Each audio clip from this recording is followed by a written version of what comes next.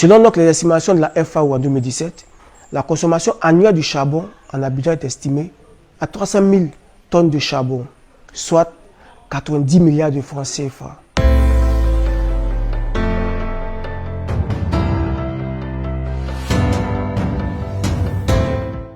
Bonjour, agence Ecofin, soyez les bienvenus à Pelé Entreprise. Ici, nous sommes donc dans le village de Vitré et nous sommes sur notre site de production et de transformation de résidus agricoles donc en biocombustible.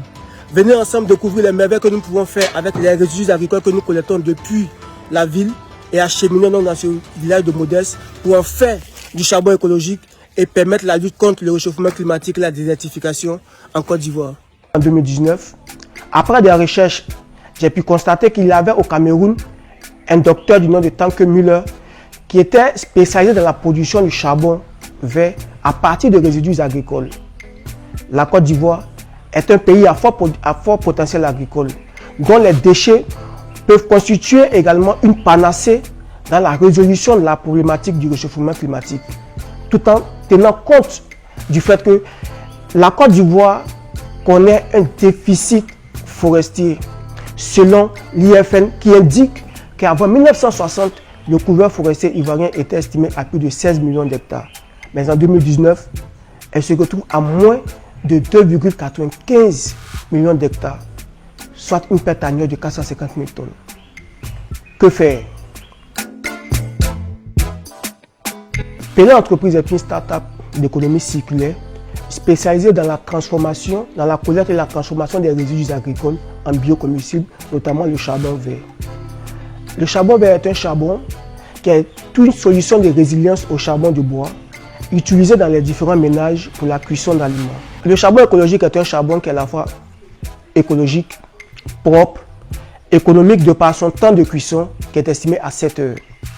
Il ne fume pas. 6 briquettes de charbon nous permettent donc de faire cuire 1 kg de riz et de chauffer la sauce s'il y en a.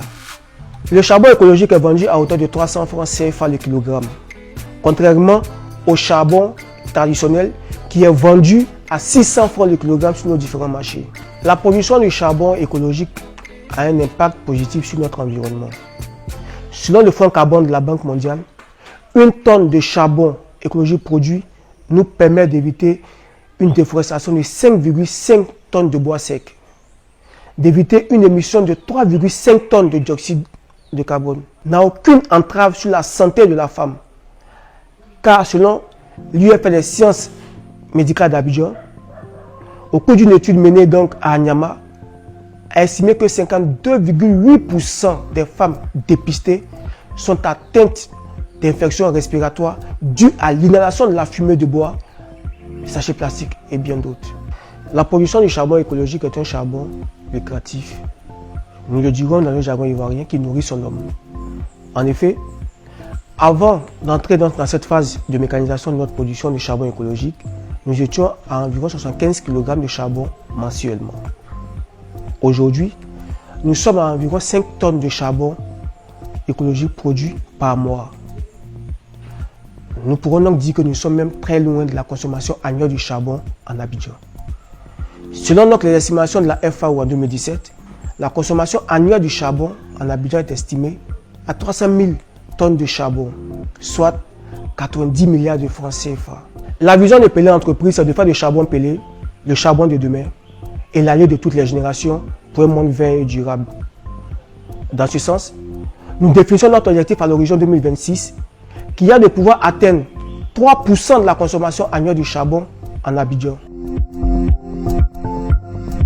Au départ, par faute de moyens techniques, mon outil de production était essentiellement basé sur ces 2 types de moules, des fers ramassés dans la rue et confectionnés à la taille donc des briquettes souhaitées par un ferronnier. Aujourd'hui, notre activité est en train de connaître une phase de croissance. La production du charbon écologique répond à des normes de production. Une fois le tri sélectif fait, la matière première est donc acheminée sur notre site de production, ici à Vitré à Grand Bassam. Ce qui favorise donc la carbonisation de notre matière première sans aucune difficulté. Nous acheminons notre matière première dans l'enceinte du site de production pour un second refroidissement. Ensuite s'ensuit la production au niveau donc du broyage, le malaxage et enfin la phase de pressage qui nous permet ici d'avoir donc à la fois un corps homogène pour un produit de qualité. Cependant, nous rencontrons de nombreuses difficultés liées à notre activité.